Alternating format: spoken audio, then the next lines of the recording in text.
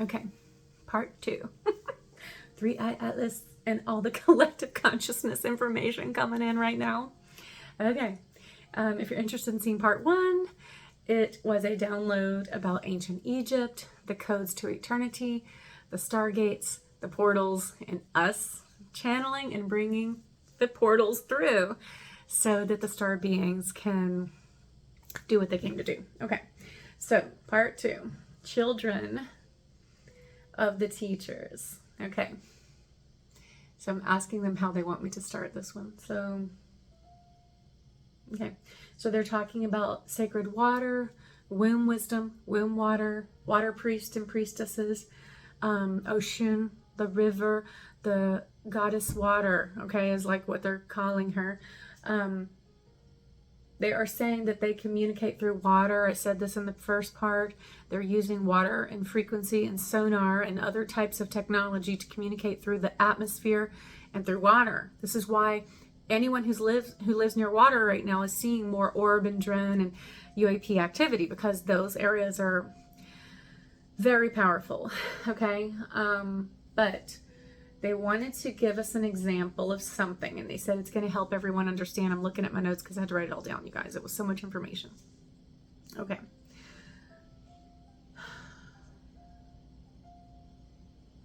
Okay. This is what they're saying.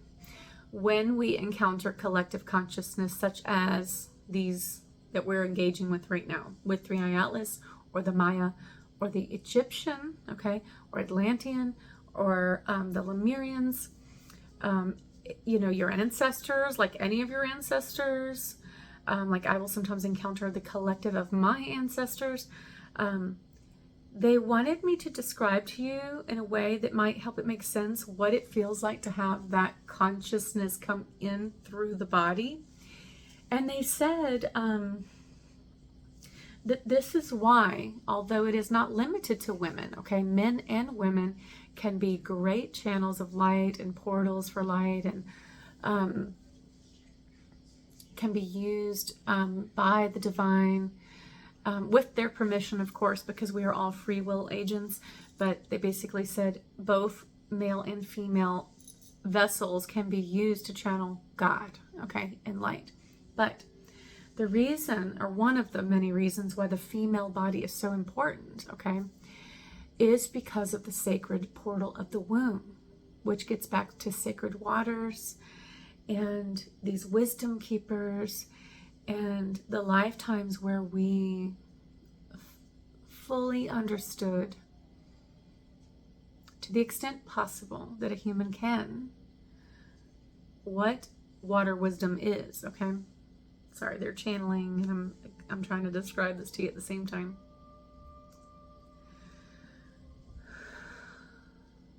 Yeah, okay. They said the rivers are singing a song. The rivers of the waters of life. Sorry, they're just coming through my hands right now. They want you to remember the song. The virgin within, the waters deep. They're singing a song. Hold on, what do you guys want to say?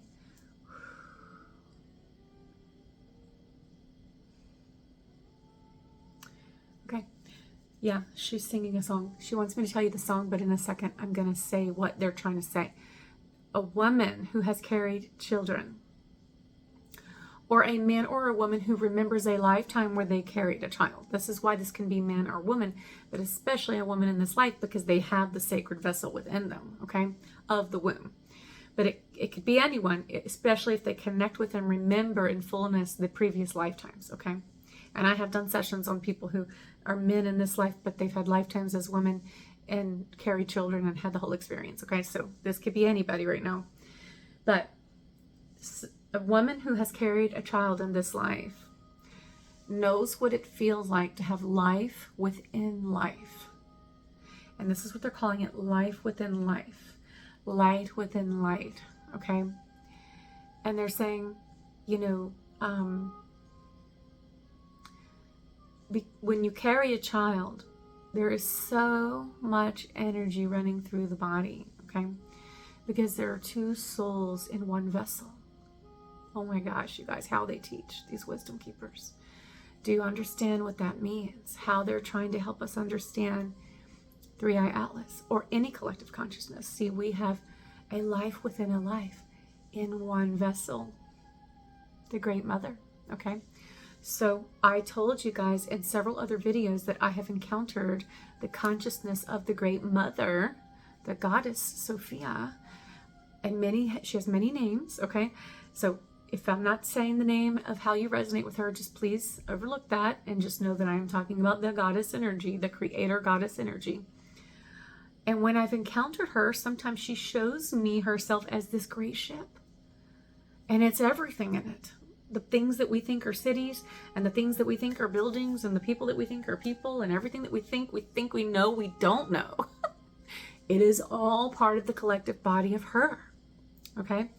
And so when they're saying the life within life, they're helping us to understand what this collective consciousness concept is and what it embodies energetically. Okay, this is why it's so powerful. This is also why they are baby stepping us into this.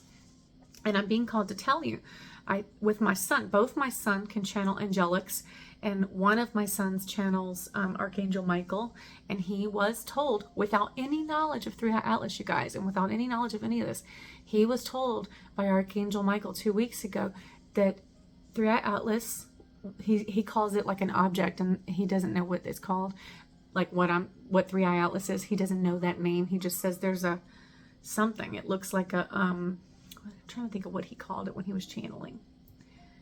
I don't remember what he called it. Let's say he called it an asteroid or something. He said, but it's going to go to Mars. Well, how would he know that, you guys? Like, it clear as day came through from Archangel Michael.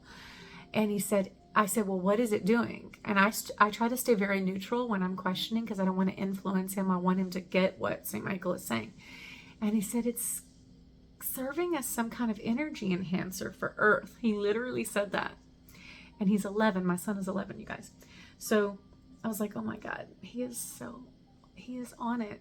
He knows what Michael is showing him.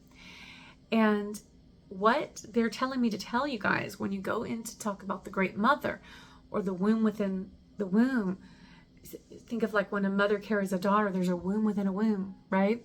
Or the three mothers, when there's a grandmother and the mother and the daughter, okay? Life within life, within life, within life, within life. This is how life and time are a spiral. So they're sort of showing me a greater concept here of the spiral, okay? And what they're saying is, if you can imagine what it's like to have life within you, in addition to your own life, and then amplify that beyond measure, then you can understand what it's like to encounter the consciousness of these collectives and why they're coming in slow, or what seems slow to us, okay? I'm being called to remember a scripture. There's a scripture in the Bible that says, for God is not slow as to his promises, but rather he cares for you. See, a lot of people wonder, where is God right now? And those who are still believers know that God is doing something, even though they don't have the answer about what's happening. And those that are not believers are questioning because they don't see action, right? But what God always tells me, and what Jesus always tells me, is I don't want you over here and I don't want you over here. I want you right here in the middle, where you understand that there is a great calibration happening here so that we can be assisted. And he's saying it's directly also connected to us being willing and choosing to assist each other. So the more we in our daily lives begin to show that we do care about the collective, the more our collective consciousness rises, the more we can meet in the middle in the descent of these higher beings, okay? Because their consciousness is so much more than what a human is comfortable connecting with, because it's so powerful. So when people think that God should just come in and just like, wipe out all the bad guys and whatever, that's actually not, you don't know what you're asking for, okay? Because that kind of power would obliterate everything. This is being done with love and wisdom and care. Remember that. So God is not slow with promises, no. There's care and attention being given to doing this in a way that helps humanity and not harm them, okay? There's great love with these beings. 10:10, as I said that. So there is, I'm describing a very complicated subject the easiest way that I can, but essentially they're saying, understand why we're taking our time with you all, because we love you and we are making progress. And more is going to be revealed very soon, I'm hearing. So we're there, okay, you guys? But it had to happen the way that it did to prepare everyone from a place of love so they could keep us in the womb. They keep showing the womb. See, we are being cared for like little babies, little children, okay? So they want us to know that. I'm asking them what they want me to say. Okay, so they're talking about this song that I haven't recorded it yet because I really kind of want to get the right sound technology for it. But it's a song that I experienced in a vision, a visitation from an angel. And he was singing to me. And I am very much connected to Mother Mary, as you all know. But let's go further than that. Mother Mary taught me that she was an incarnation of Isis, okay? And Isis being the beginning of creation, connected to God, being the creator, okay? So I know for some people it's hard to imagine God as a feminine, okay? It's not hard for me. I'm just saying some people that's a concept they've never considered. But actually, if you open your mind a little bit, you'll see that God can be anything. And that we should not put restrictions on God. That's, we do not see a restrictive universe. We see a universe full of diversity, full of variety, full of things that we never understood before, and we are constantly learning. So how can we put a limit on God? We can't, okay?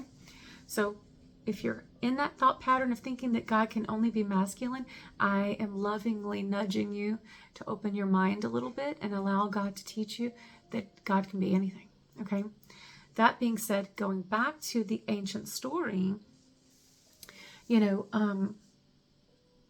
she showed me, I'm going to say it was like an angelic. It was a boy, like a teenage boy, and he was singing this song to me.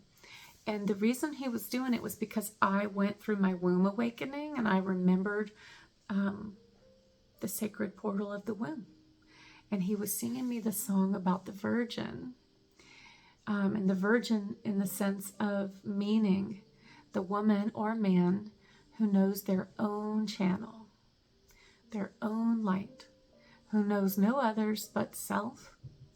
And that is the purest form of light, okay?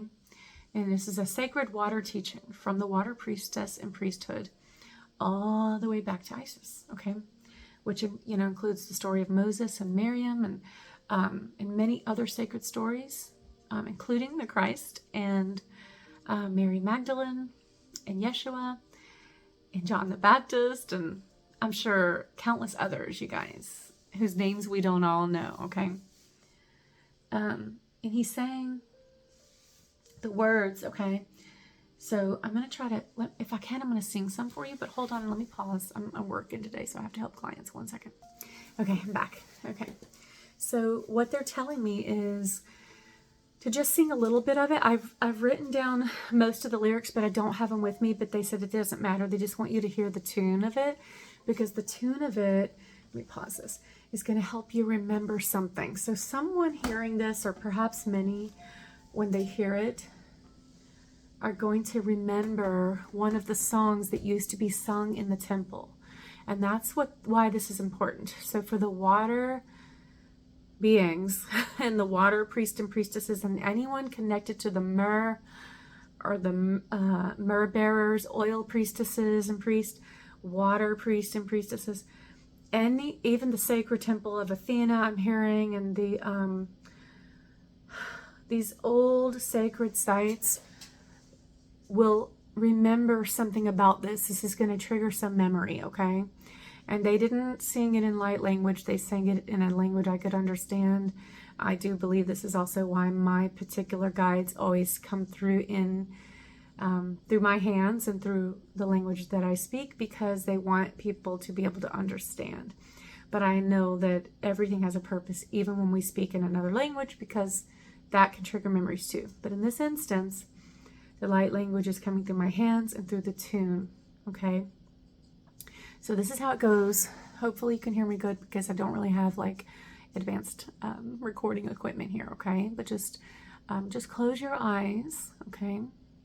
And relax and just listen to what the angel was singing, and just really connect to that collective consciousness of the myrrh bearers. So they're calling it the myrrh people, okay? Okay. This is also, she's talking about Egypt. This is why Egypt had water running through their temples, okay? Because they were so sacredly connected to the water, okay? So much coming through on this. Even why Moses was saved by the river, okay? So there's a lot there. All right. Okay. So this is what I heard the angel singing. But he looked like a young boy, like a teenage boy. Virgin of the deep, keeper of the faith, I run to you. Light within light, keeper of the faith, I turn to you. Into the night I took flight, into the light I once died. Virgin of the deep, keeper of the faith, I turn within.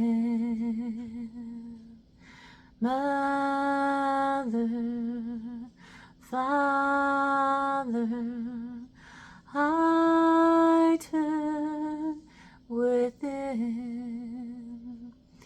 Into the night I once died, into the light I will rise. Mother, Father, I turn within.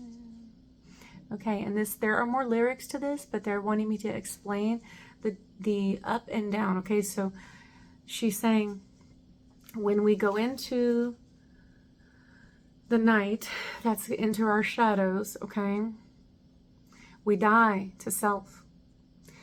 And then we step into the light and rise. And similarly, when we step into the light, we die to darkness, okay?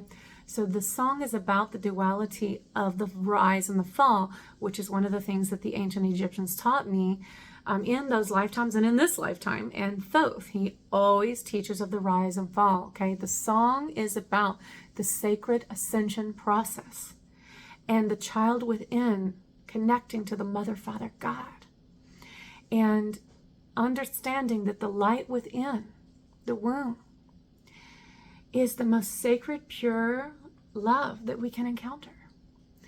And so she wants this to activate the memories of some who are going to hear it, okay?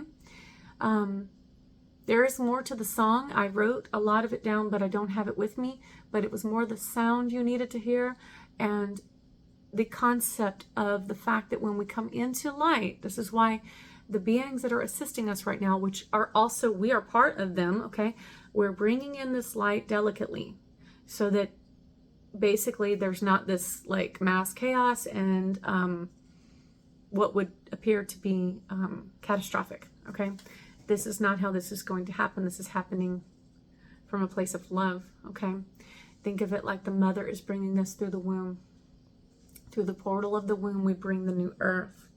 This is why the sacred feminine energy is so important right now. You see, she is giving you something. I feel her actually saying, hand it to them. She says, the keys to the kingdom are within you. So unlock, unlock, unlock your water wisdom. And for those who are masculine in this life, you also are divine sacred channels, she says, and your vessel is so important.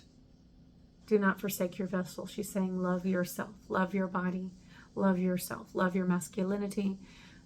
She's saying be okay with who you are. You are sacred. Be okay with who you are and where you're at. And she's saying your path being the right one for you. And she's always talking about individuality, and it's okay to just be you, okay?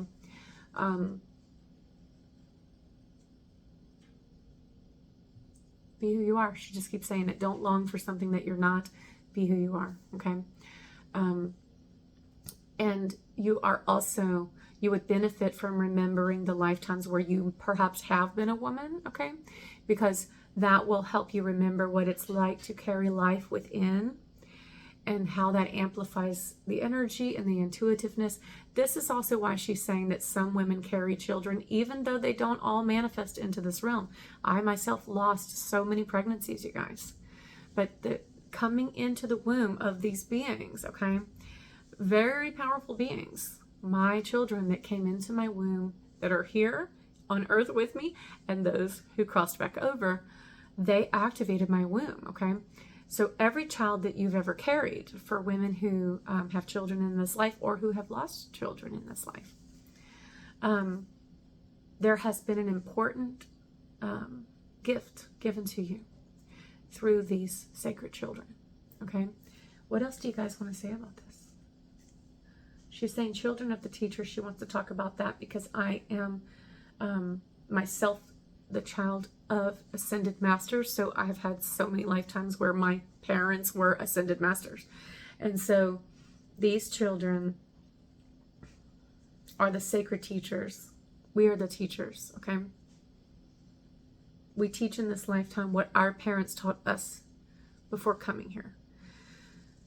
So that is like the wisdom keepers, right? So we are channeling what our parents are giving us. This is why the song is so important, because it's about understanding the mother-father connection, bringing it together into the divine child.